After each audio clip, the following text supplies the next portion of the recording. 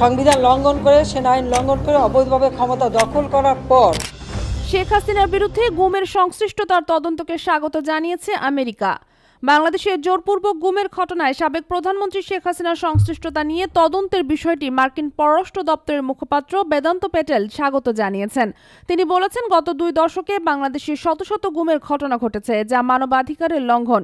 এ ধরনের ঘটনা যাদের পরিবারের সদস্যদের উপর প্রভাব ফেলে, তাদের দীর্ঘ সময় ধরে ট্রমার মধ্যে থাকতে হয়। সেই সঙ্গে তাদের অনিশ্চয়তা এবং ভুক্তভোগীদের পরিবারের মধ্যে উদ্বেগও বাড়ে।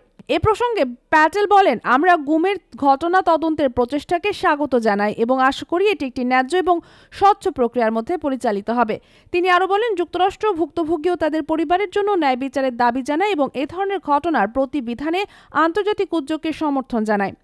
তবে মঙ্গলবার পররাষ্ট্র দপ্তরের ব্রিফিংয়ে সাবেক প্রধানমন্ত্রী শেখ হাসিনার বক্তব্যের উপর বাংলাদেশের আন্তর্জাতিক অপরাধ ট্রাইব্যুনালের নিষেধাজ্ঞা দেওয়ার বিষয়টি সম্পর্কে কোনো মন্তব্য করতে রাজি হননি মার্কিন পররাষ্ট্র দপ্তরের মুখপাত্র ম্যাথু মিলার।